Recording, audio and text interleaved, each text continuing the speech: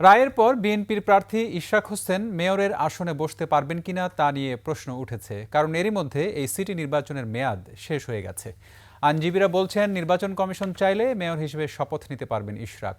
মানিক শিকদারের report. ২০২০ সালে Dhaka city corporation নির্বাচনে অনিয়ম, দুর্নীতি ও অগ্রহণযোগ্যতার অভিযোগে নির্বাচন ও ফলাফল বাতিল চেয়ে সে বছরের ৩ মার্চ মামলা করেছিলেন বিএনপি মেয়র প্রার্থী ইশরাক হোসেন। ২৪-এর ৫ আগস্ট আওয়ামী লীগ সরকার পতনের পর এই মামলা গতি পায়। দীর্ঘ আইনি লড়াই শেষে ২৭ মার্চ নির্বাচনের ফল বাতিল করে রায় দেয় আদালত। সেই সাথে ইশরাককে মেয়র ঘোষণা করা হয়। মেয়র তাপসের যে প্রজ্ঞাপন, সেই প্রজ্ঞাপনটা বাতিল করেছে এবং আমাদের যে আর্জি সংশোধন করে আমরা যে আদেশটা চেয়েছি যে ইশরাক সাহেবকে প্রকৃত অর্থে সেই মেয়র হতো এবং তাকে মেয়র হিসেবে ডিক্লেয়ার দেওয়া হোক, সেটাই বিজ্ঞ আদালত গ্রহণ করেছেন।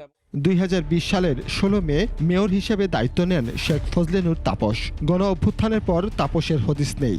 এরই মধ্যে পার হয়েছে মেয়াদ। এ পরিস্থিতিতে মেয়র হিসেবে ইশরাক দায়িত্ব নিলে তার মেয়াদকাল নিয়েও জটিলতার আশঙ্কা করছেন বিশেষজ্ঞরা।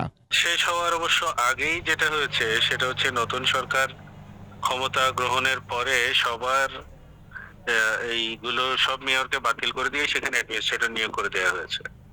অ্যাডমিনিস্ট্রেটর নিয়োগ করে দেওয়ার ফলে তারা আসলে কি ফিরে পেলেন না পেলেন সেটা তো আসলে আর কোনো কার্যকারিতা থাকলো না, যেহেতু এটা গ্যাজেট হয়ে গেছে। প্রায় ১.৫ বছর মেয়াদ থাকায় আদালতের রায়ে ৩ নভেম্বর চট্টগ্রাম সিটি মেয়র হিসেবে দায়িত্বভার গ্রহণ করেন বিএনপি নেতা ডাক্তার শাহাদাত হোসেন। এ পরিস্থিতিতে গেজেট আকারে সরকারের সিদ্ধান্ত স্পষ্ট করার পরামর্শ আইনজ্ঞদের। আদালতের আদেশে ফিরে আসার কারণে চট্টগ্রাম মেয়রকে দেখা যাচ্ছে কি আবার দায়িত্ব পালন করতে দেওয়া হয়েছে।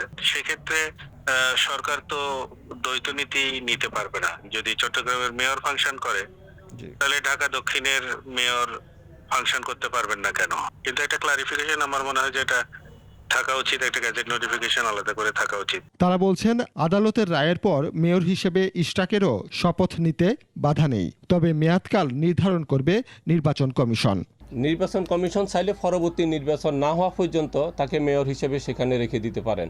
আবার তারা চাইলে ১ মাস পরে নির্বাচন ডিক্লারেশনও দিয়ে দিতে পারেন। মানিক শিকদার, ২১ টেলিভিশন, ঢাকা।